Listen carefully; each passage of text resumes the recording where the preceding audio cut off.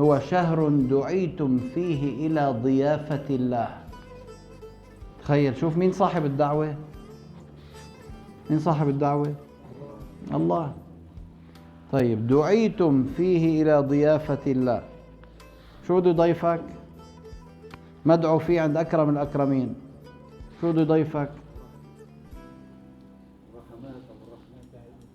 شهر رمضان الذي أنزل فيه القرآن، إن القرآن هو مأدبة الله، فتناولوا من مأدبته ما استطعتم.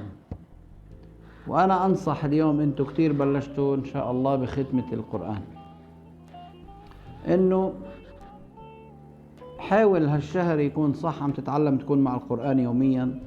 حاول إنه يخلص رمضان وتبقى مع القرآن، وهيدا علامة القبول. مش خلص رمضان خلص حطوه على الرف.